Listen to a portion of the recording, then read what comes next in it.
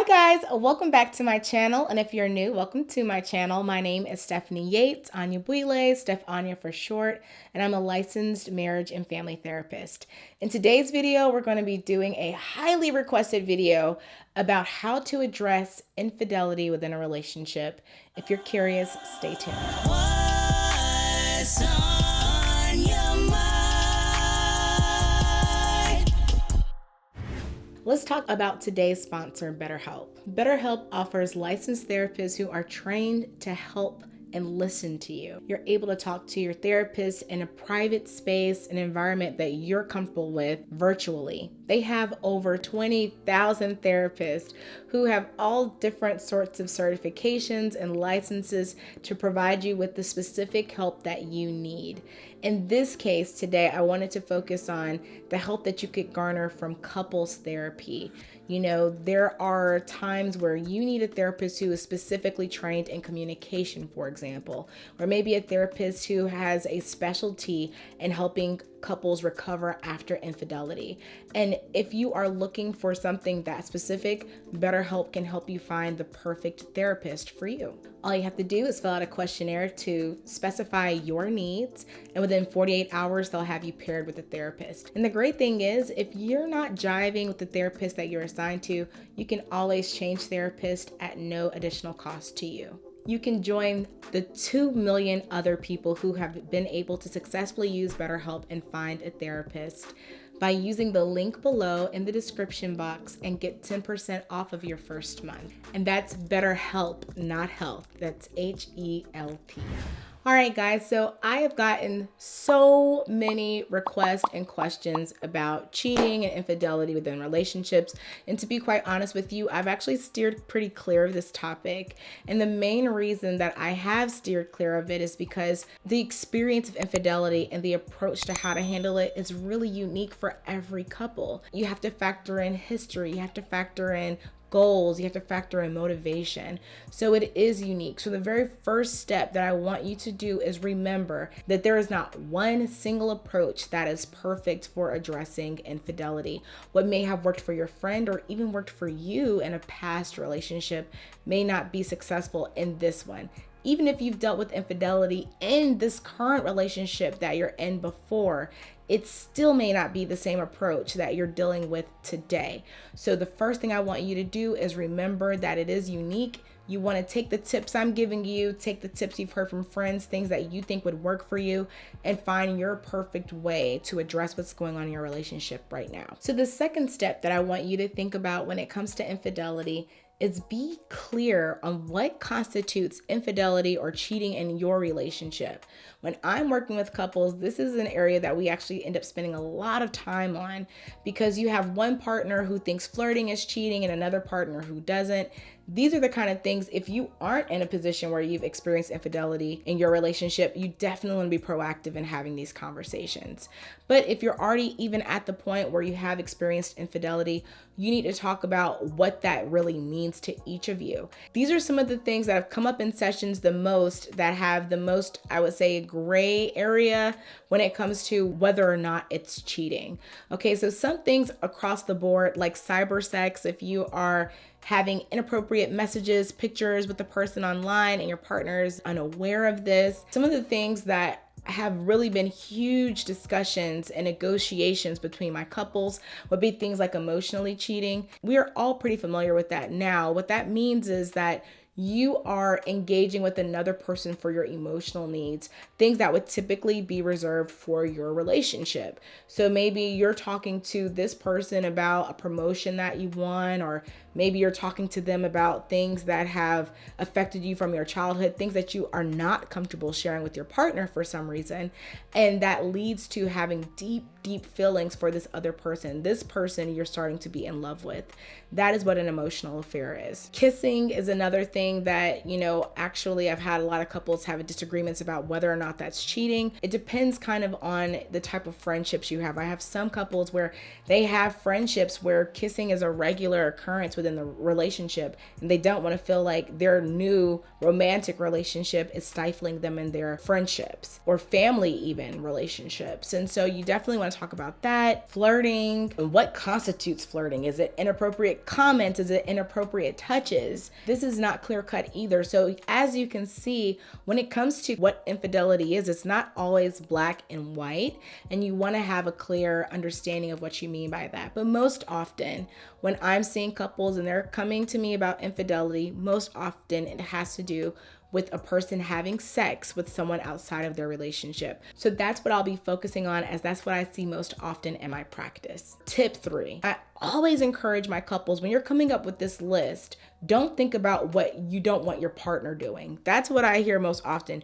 You're thinking about what your partner, well, this person is a flirt and they still have a relationship with their ex. I don't want them to do that. Think from the perspective of what freedoms you want to maintain in your relationship. So say it from the perspective of, okay, I don't want my partner talking to their ex, right? But maybe you have a relationship with an ex that is completely platonic. Make sure you're making rules that you can also follow. So as you're thinking about what constitutes cheating or infidelity for you, definitely think about the freedoms that you want to have in the relationship, not only the things that you don't want your partner doing. Tip 4, this is what I want you to really think about, okay? And this is going to be my most controversial guidance that I'm going to offer in this video, because I hear a lot of therapists who agree with me on this, and there are other therapists who do not. So it's really based on the experience you've had with couples, and a lot of times your own personal experiences as well. The responsibility for mending the trust in a relationship that was compromised due to cheating falls primarily on the person who cheated. Now, some of you, especially if you've been a person who has cheated in a relationship, that might be a triggering statement, makes you want to be defensive. Give me a second to explain why, and then you can go on with whatever perspective suits you best. But I believe that once you have that betrayal in the relationship, the person who feels betrayed, they are the one who is struggling the most emotionally in terms of whether or not to continue in the relationship. If you feel motivated as the person who did betray that trust and you want to keep this relationship ongoing, right? That's an important piece. If you are motivated to continue the relationship, then it is up to you to help rebuild that trust. That means the culture of your relationship prior to cheating is not going to exist anymore. The blanket trust that you had with your partner prior to the infidelity, it does not exist anymore, because now they know that that trust can be betrayed. So things that have come up in sessions that partners have asked for in order to help rebuild that trust could be something like sharing your location. It could be sharing phone passcodes or passwords. It could be introducing your partner to the friends who were complicit in your affair or may have been involved to some capacity. This may be something that your partner needs to help reestablish that trust. And what I hear, the biggest argument I hear against that is that that's an invasion of privacy. That's what I hear the most often. But unfortunately, when you betray a person's trust, if you're wanting to maintain that relationship and keep it moving forward in a way that's as healthy as possible, you have to sacrifice some of your privacy in order to rebuild that trust. So think about that, because if that sounds unmanageable for you, if that feels like you're asking too much, that's unrealistic, then really ask yourself, how badly do you want this relationship to continue? How important is it to you that your partner trusts you? We cannot go with the narrative, oh, if you took me back, then you have to stop bringing up the past, because it's not just the past, it's the present, right? It's affecting how they feel every day and the future that they see with you. We have to let go of the notion that because a person chose to stay, that they have to just forget everything that's happened in the past. because it's unrealistic to think that a person's perspective on the present, the current relationship, and the future of the relationship would not be impacted by the past. Just as we would be willing to accept that our person is willing to forgive us because of good deeds we've done in the past, I think it's fair to say that they would have a hard time moving forward because of bad decisions we've made in the past as well. So being willing to take accountability and make those changes, giving your partner the assurance that you are committed to making the relationship better than it was before if possible. The next tip is to recognize if these things feel undoable for you, if this is unmanageable, if this sounds impossible to allow your partner this much access to your personal life. Question and ask yourself, is this relationship salvageable?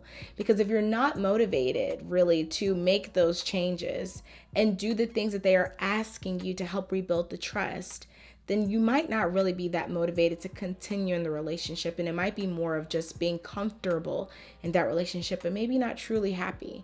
And I would ask the partner who's been cheated on the same. If you feel like a burden when you ask your partner to do certain things to make you feel more comfortable, it might be an indication that the trust is beyond repair. So always be open and flexible to the idea that the damage of the infidelity may be irreversible. The next tip is to be careful. Something that I see that commonly happens is that the partner who has cheated tries to project that feeling of guilt onto their partner. They want to make things even. So they might start complaining about little things that they have experienced, or maybe things that they think are big, in a way to kind of diffuse the guilt that they feel for how they've affected the relationship. So they might start saying, oh, I noticed that you were talking to that guy for a really long time. Are you cheating, right? They're trying to create suspicion where, well, both of us have a lot to work on, instead of taking accountability that they have dealt the relationship the biggest obstacle. So be very careful about shifting blame and trying to make things even. If you are the person who's in the hot seat right now, you got to own that so that you can get your relationship to a place where it's healthy again. The next tip, prioritize understanding the reason for the infidelity. And I find this to be the most challenging for the partner who has been cheated on, because it is very easy to move into an exclusively victimized standpoint. But a lot of times there are gaps within the relationship that promote infidelity. And it could be the basic cliche reasons, such as maybe you've gotten to a point in a relationship where you're not having a lot of sex, or maybe you've gotten to a point where you guys are really mean and nasty to one another and you're looking for reprieve in other people. That absolutely could be a factor. Or it could be things that are completely outside of the relationship. Maybe one or both of you have experienced traumas in your past that actually contribute to these behaviors. If you have an attachment style, for example, and I do have a video on attachment that I always reference in videos because it's so relevant when we talk about these things, is that you might have an attachment style that makes you uncomfortable with relying too much on a single person, right? And you might feel like you can't be that vulnerable and open to depend and trust on them, which makes that person feel like you're closed off. Or if you're the person cheating that feels that way, you might feel like it's best if you have other backups in case this person abandons or rejects you. There can be so many psychosocial factors or family factors that impact the way that we conduct ourselves within a relationship, our ability to trust and be open with a person. And you definitely want to allow yourself the opportunity to explore that. The next tip, of course, counseling. Get couples counseling to work on your communication, to work on your patterns, to work on your triggers. Get individual counseling to talk about your history. Understand your past in other relationships. Understand your relationship to family members that might contribute to the difficulties that you're having in your romantic relationship. Because there might be some things that you are not yet comfortable to talk about in front of your partner. There might be some things that you really need to go in depth with, even if you are comfortable talking about it in front of your partner. But in a way, it's going to feel like you are monopolizing the time when you're trying to just exclusively explore your own past. You all are able to talk about these things, address these things, and get the support you need. So I always recommend that couples have an individual therapist and a couples therapist when possible. The next tip is similar to something we talked about before, but really assess your level of commitment in the relationship. And that's for both partners, right? You need to really ask yourself, how humble are you willing to become during this process? Because both of you are going to have to probably dig up things of your past that you don't want to think about. You'll have to open up to your partner about things that you probably don't want to talk about. And you'll have to change your own behaviors, whether it's being more kind and loving, whether it's being more accessible, whether it's being more open about where you're going and who you're going to be with. It's going to require behavioral changes, typically on both partners' part, right? And you have to ask yourself how willing you are to make those changes. So accepting and recognizing your level of commitment, I would recommend the two of you sit together and rank it 1 through 10 and be honest. 10 being, I would have to completely change my life, cut off my entire friend group. Are you at a 10 for your motivation for being in this relationship? Or am I really at a place where, I'm at a 7 or an 8? I'm committed to the relationship, but only if I'm able to hold on to certain elements of my identity that might counter or contradict rebuilding trust in this relationship. Be honest with each other, because that's the only way that you can move forward and be on the same page and not waste each other's time. The last thing you want is to have a person pretending to want to rebuild trust and a person pretending to be willing to move forward in the relationship. And now you waste another year, 2 years, possibly more, both knowing that you weren't fully committed to the hard work it requires to rebuild that relationship. The next tip, work on your communication. Because inevitably, if an affair has occurred, there is a gap in communication. Even if it's something as simple as, I'm finding this person attractive and have been having sexual thoughts about them. In a perfectly healthy relationship with good emotional intimacy, you are going to want to be able to communicate those things. Speaking from personal experiences, I remember when I first started dating my husband, I started developing crushes on other people, and I would share that with him. I would say I have a crush on XYZ, and he didn't let his ego drive his response to that. He was like a girlfriend to me. He was like, joking around and kind of teasing me about it, and eventually it was his and my secret, as opposed to keeping it to myself. And now there is this building connection between me and this other person who may not even know about the crush.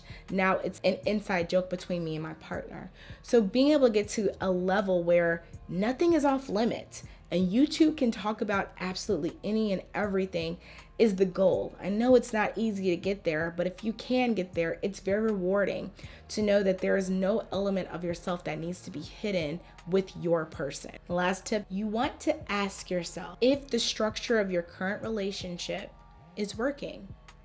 Maybe both of you would be comfortable with an open relationship, for example, or maybe you need to take some time apart where you need to reevaluate life as individuals before deciding if you want to be together, effectively taking a break. Ask yourselves and be honest with what was happening in our relationship prior and during this infidelity. Are there opportunities for us to restructure this relationship in a way that's going to be less constricting or more manageable for the two of us? Have that conversation and be open, and don't just settle, okay? If you have one partner, for example, who's saying they don't believe in monogamy, they want to be in an open relationship, yet you believe in monogamy and you want to have a single partner, take that truth for what it is, right? You guys are not compatible in terms of what you view as a successful or healthy relationship. Don't try to hold on to something that is definitely not going to work for you. And if you're open to trying it out, remain open until you can see whether it does or does not work for you. But once you know that it doesn't, make sure you're not prolonging the inevitable. We definitely have seen couples be able to recover and in some cases see an improved relationship after infidelity. Infidelity does not have to be a death sentence for your relationship, but for some people it's a deal breaker, and if that's the case, that's okay. You're not a failure because you couldn't handle the relationship post infidelity. It's a success when you can be honest with yourself and make decisions that are in alignment with your values. I hope that you found today's video helpful. If you have other questions, please put it in the comments.